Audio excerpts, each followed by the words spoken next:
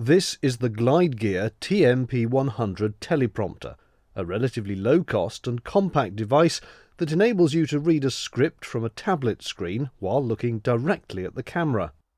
It's exactly like the kind of teleprompts you'll have seen in any television studio, but on a smaller scale.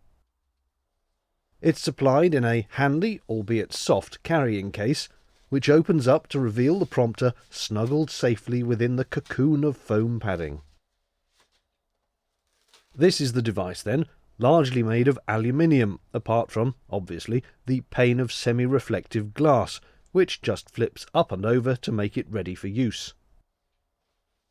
A decent-sized flat base protrudes from the back, and it's here the camera will sit to look through the glass. Also supplied is a three-sided blackout cover with a cloth hood to draw over the camera lens. The hood has two rather fiddly zips that need doing up on the sides, but that's about as awkward as it gets.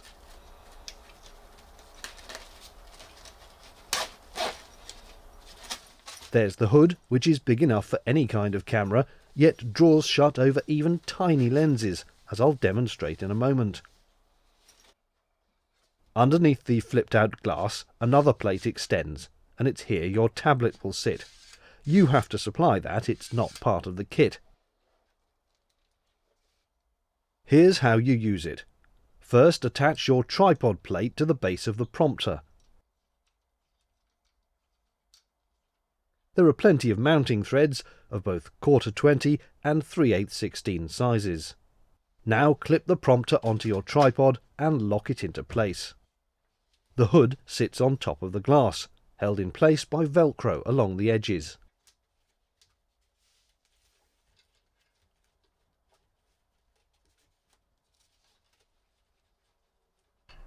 A screw thread protrudes from underneath the top plate, and it's this your camera base now attaches to. This can be quite fiddly, as you can't really see where the thread is going once you've got the camera on top of it, and you can end up squinting from the side. Without tightening it up too much, as I did here, you can then slide the camera as far forward towards the glass as possible, with the lens poking through the blackout hood.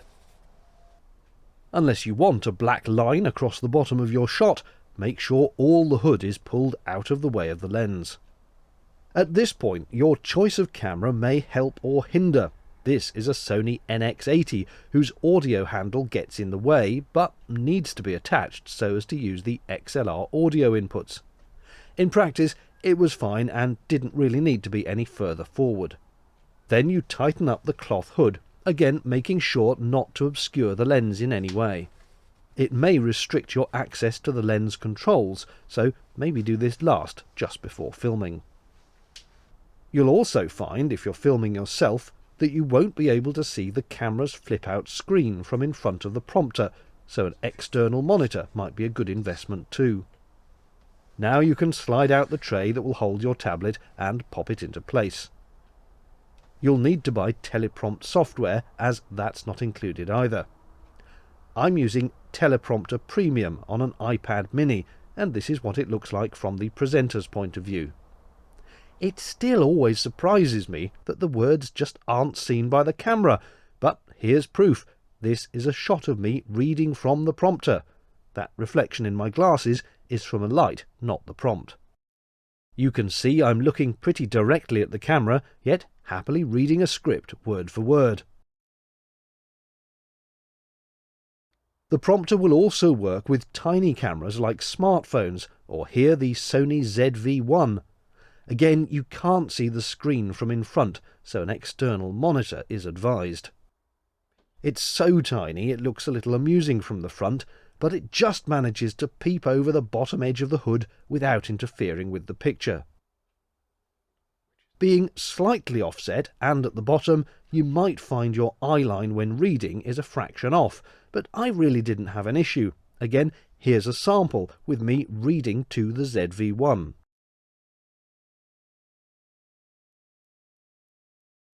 I've seen some reviews saying the screws holding the glass can be flimsy and easy to ruin the thread by over-tightening, but the answer is don't tighten them too much. They really don't need it.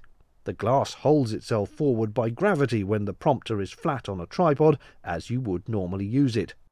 The same holds true when the glass is flat, so the screws only need to be tight enough really for when you're moving the prompter from tripod to its case or vice versa. In conclusion then, I am quite pleased with this thing. It's certainly built very solidly. This is good, tough, thick metal. There's no flex in it at all. And if it wasn't for the pane of glass, you'd get the impression you could throw this thing around with no damage whatsoever. So I have no doubt that it is up to the task of being used, put away, taken out, transported and so on. Obviously you need to be careful with the glass. I don't know if you can get just replacement panes of glass should you happen to shatter one of these. One thing it would be nice if they included, because it's always worth doing this at the start of each filming session, is a little cleaning cloth just to go over the glass. I've managed to get mucky fingerprints on it and things and dust, so a little cleaning cloth and perhaps a little vial of cleaning fluid of an appropriate type for this semi-reflective glass. I don't want to start using any chemicals that could cause damage to that semi-reflective coating, so if they included some of that, that would be nice. An accessory they do include that I didn't mention earlier is, first of all, a couple of spare little screw thread things to go through the device into the bottom of your camera. And also, if you want to film on a phone, not so much use the phone as the prompt, but actually film on the phone, they give you this little adapter bracket which will go on the screw here, and then you have to provide one of these little springy camera holder things with a screw thread in the bottom, and then that will screw onto that, and that screws onto the bracket. And because normally your the camera on your phone is at one end of the camera, doing it like that puts it centered in the middle of the prompting device. So that's a useful little accessory. And the carry case, yeah, it's a decent enough carry case. It's a shame it's floppy, flexible. I'd like a bit more stiffness in it. I grant you I could easily cut out a bit of aluminium sheet or a plank of wood or something and make my own, but it would be nicer if it were a little bit more solid. That said, the foam stuff they use as an insert is a nice big thick chunky old bit of foam, and it's really very solid. You can squish this very hard and it goes straight back to shape. So I suppose it might get shredded after a few times you've taken it off and put it back again, but as a piece of packaging it is certainly pretty tough, I think, and will be up to the job. And there's one below that the whole thing sits on, and then this one goes on top. So all in all, a pretty good package. Now in terms of cost, it is certainly not the cheapest. It costs, if I remember rightly, about £160, and there are lots of other teleprompters on Amazon or wherever that start from about 70 quid up, but some of them look fairly ropey, I think, and some of them also, instead of having the little fabric hood that go over your camera lens, they've got this mucking about arrangement with step down rings. They've got a solid back to the hood that goes over the thing, and then they've got these step down rings that you need to get the right size for your camera. I can't be mucking about with all that. Just give me a little fabric hood with a drawstring, which is what this one has. It's a much better arrangement. So whilst I considered buying a cheaper one, I'm quite happy with this one. It feels like a good solid product, and yeah, okay, it's 160 quid. Could have got one for 90 quid, but I think this is good and will do me the job. So I'm not averse to paying reasonable money for a good product, rather that than buy cheap and buy rubbish, I think. I will leave a link to this in the video description below if you fancy buying one. Affiliate link, you know the kind of thing. It doesn't cost you any more, but I get a couple of quid off Amazon if you happen to buy one through that link. I hope this was useful, and thanks for watching. Cheerio.